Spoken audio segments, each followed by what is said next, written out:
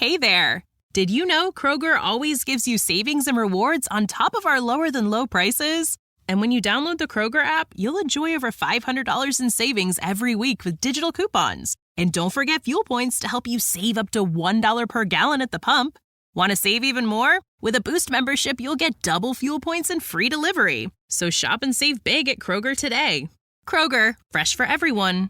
Savings may vary by state. Restrictions apply. See site for details. Thanks for choosing this free Anfield Index podcast. If you'd prefer to listen to this or any of our other shows without adverts, then now's the time to check out Anfield Index Pro. With AI Pro, you can supercharge your entire listening experience. You'll not only get all of our podcasts without the ads, but you'll have them far faster with our quick publish feature available exclusively for subscribers. AI Pro also puts you in the heart of our sound studio, with an option to listen to many of our shows live and interact with the podcasters in real time as the shows are recording. Upgrading couldn't be easier. AI Pro is available on all popular podcast platforms, and we have our own apps for Apple and Android. Just head on over to AnfieldIndexPro.com and get started today. Hello and welcome to the Daily Red, your lunchtime catch-up on all things Liverpool FC. For today, not your daily reminder that the Reds are top of the league, but hopefully tomorrow we'll be back to regularly scheduled programming.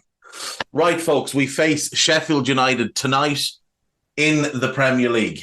A massive game, regardless of the fact that they are bottom of the table.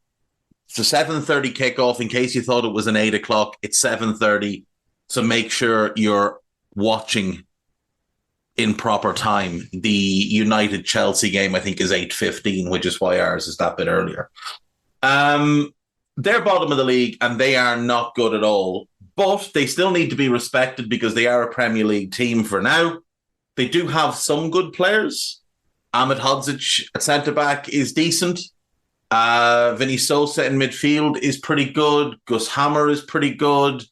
James McAtee is pretty good. I really like Ben Slimane. I think he's a good player. I like Cameron Archer. I like Ben Brereton Diaz. I like Jayden Bogle. There's decent players in this team. Their biggest issue is their defence is absolutely atrocious. They are minus 50 in the goal difference column. They are on track to concede 101 goals in a 38-game season. Swindon hold the record for the most goals conceded in a Premier League season with 100. That was a 42-game season back in the good old days of a 22-team Premier League. So this Sheffield United team are historically bad defensively. They're conceding about 2.65 or 2.67 goals per game. But we shouldn't just take it for granted that we're going to put 3 or 4 or 5 or 6 past them. And frankly, we don't need to do that. We don't need to do it. We just need to win our games. And 1-0 in each game the rest of the way will do us just perfectly. Just perfectly. So tonight, the only thing that matters is the 3 points. Take them, we go back to the top of the league, 2 points clear of Arsenal, 3 clear of City. That's what matters. Arsenal obviously bored everybody to tears last night against Luton, and City beat Aston Villa without Emi Martinez or Ollie Watkins by 4-1. A Phil Foden hat-trick there. Phil Foden, to be fair to him, having an outrageously good season. For all the talk of Saka matching Salah, Foden has significantly outperformed Bukayo Saka this season, and after Mo is the best player in the league in that position. We have some good news on the injury front, which is that Curtis and Andy Robertson are back. Robbo might start. I don't think Curtis will. I think Curtis probably gets 15 to 20 off the bench. Curtis has obviously been out since the Brentford game. Robbo has missed a lot of this season. He's had multiple injuries. This one, thankfully, wasn't anything serious. So he might be back, and he is back, and he might start. The reason he might start is that Joe Gomez might have to start in midfield because Wataru Endo is not certain to play. He has a knock from the Brighton game, and with United on Sunday, you'd imagine Endo might just be protected tonight. So potentially Joe Gomez comes in the number 6 position, where he has played a couple of times this season, and he's done okay. He hasn't been great, but he's not been bad. He's done okay. And playing him there allows Alexis to stay in the number 8 position, where he's been absolutely magnificent for us. So you could be looking at Alexis, Joe, and Dominic as a midfield 3, Bradley, Quansah, Virgil, and Robbo as a back 4, maybe even Virgil and Costas as a back 4. I don't think Ibu will start, but I think he'll come off the bench. I think he, like Endo, will be protected ahead of the game at the weekend, because on a big pitch like Old Trafford, I do think you want Ibu. He's just on a different level. As good as Jarrell Quansah has been, Ibu, for my money, is the second best centre-back in the league, and I think he's a top 3 or 4 centre-back in Europe. The only knock on Ibu, obviously, is the injuries. But he is outrageously good, and when him and Virgil play together, we're sensational. The attack is going to be interesting. You'd imagine Mo will start, because Mo, when he's fit, just plays every game. The other 2 positions, though, are interesting, because Cody Gakpo could come in and start. Now, I wouldn't be in favour of it. I don't think he's done anything to warrant a start. But Darwin and Diaz maybe get a rest, because they did carry a hell of a load while Mo was out.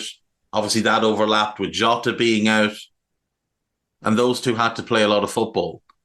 So potentially Cody Gakpo comes in, or potentially Harvey Elliott comes into the front 3 and Mo plays centrally, and then either Darwin or Diaz could play left side. Either way, we'll have a strong team. And either way, it should be more than enough to beat Sheffield United. And that's the only thing that really matters, is beating them. On This Is Anfield, they have their 10 things to know. The first one is that the title is in our hands for now. So that really does give us an incentive. It's in our hands. It hasn't been in other seasons. 21-22, it wasn't in our hands at this stage. 18-19, it wasn't in our hands at this stage. Now it is. Over the last 5 seasons, the final 9 games of each league campaign, Liverpool have averaged 22.6 points. City, 22.2 points, and Arsenal, 15 points. And I think this year, there's an even stronger mentality about this team. I mean, I know they haven't done it yet, but this team feels to me like they could win all 9 and finish the year winning 10 games in a row. Potentially 15 games in a row, because you've got the Europa League. Now, you don't need to win both legs of the Europa League. You can win one and lose one. You can win one and draw one. But I feel like this team just has the bit between their teeth. And I know there's been some iffy performances, and the United performance in the Cup was, I mean, we dominated that game for so long. They gave up at one point, and then we just kept letting them back in, and we eventually just threw the game away. But I think that might be the final kick in the arse that they need. Like, these players, they understand that Jurgen's leaving at the end of the year. And I think they feel like they owe it to him to send him off with a second Premier League title and a Europa League to complete the set. Because then he will have won everything. He'll have won 2 league titles, a Champions League, a Europa League, an FA Cup, 2 League Cups, a European Super Cup, and the World Club Cup. at which point he has won everything. And I think they want him leaving on a high. I really do. Not on another low, which is unfortunately what we've had a lot of. Team news. Obviously, Waturo, Adaush, Curtis back, Robbo back. Jota and Trent looks like they're going to be back next week. So they'll miss United, but then back after that. And it looks like Alisson is also getting really close to returning to team training, and he could be back in training next week as well. Stefan Bajcetic, we'll see. I'm not buying into he's a week away, he's 2 weeks away, because we've been hearing that since September. I also don't think he'd play a whole bunch. At this point of the season, Jurgen tends to move away from playing the kids if he can avoid it. Now, he's not going to be able to avoid it with Bradley and Kwanzaa this year because of how our squad is. Obviously, the Joel Matip injury, the Trent injury. Trent will be back, but Joel will not. So Kwanzaa's going to have to keep playing. And I think Bradley has just done so well that he's going to warrant minutes here and there. Blades coming up short. In their last 2 games, they've been 2 goals up and thrown it away. They were 2-0 up at Bournemouth, chucked it away. 3-1 up at home to Fulham, chucked it away. They've only conceded less than 2 goals, I think 7 times in the league this season. So 1 goal or a clean sheet, of which they've only had 1, 7 times. They've conceded 5 or more 6 times. So that's not good. Not good at all.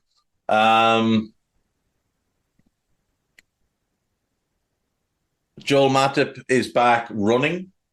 Jurgen says he hates it, but he's able to run again, so that's good. I'm curious to see what the future holds for Joel Matip. I think the emergence of Kwanzaa, the change in manager, the return of Michael Edwards, all of those things point to we probably don't see Joel Matip play for Liverpool again. But you never know. The earlier kickoff I've mentioned, the former Reds. So there are 3 former Liverpool players at Sheffield United. Obviously, Jack Robinson is one. He played 11 times for Liverpool. He really did look like he was going to be a long-term fit at left back, but just never quite made the grade. He's been at Sheffield United now for some years, and frankly, he's a weak link in their team, but it is what it is. Yasser Aroushi, he came through our academy. And he played for us twice, but he's there on loan. And obviously, Ryan Brewster is there as well. Big money signing for them. Fair to say he's been a significant flop. And he's injured at the moment, so he won't be playing regardless. No substitutes have ever scored for Liverpool against Sheffield United. That's nuts. Stuart Atwell will be the referee.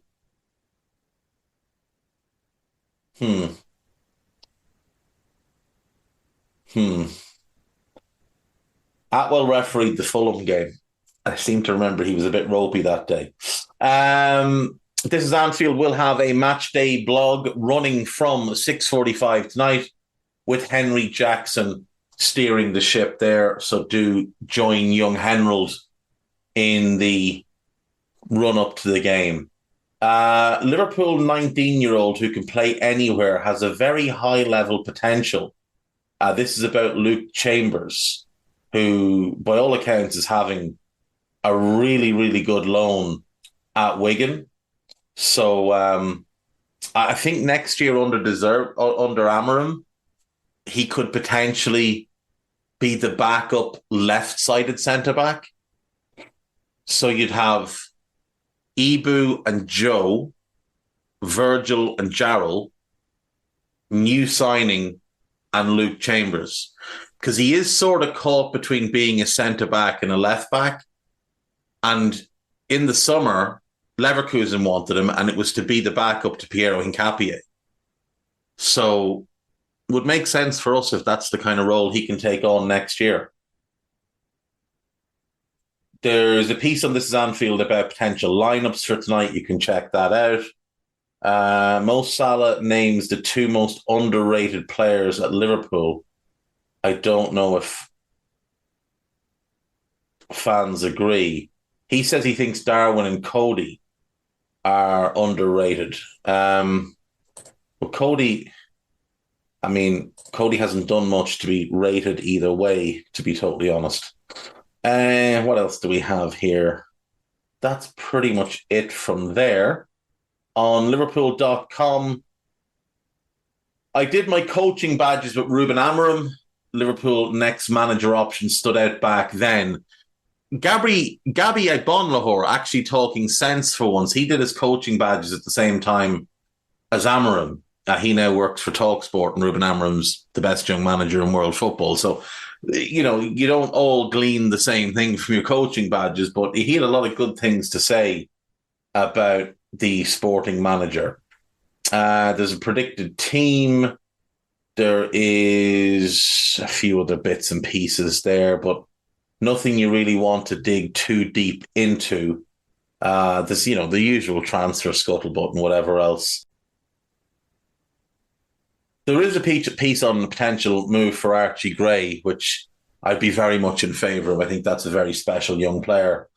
On AnfieldIndex.com, there is a deep dive into tonight's clash with Sheffield United. There's an update on the injury situation.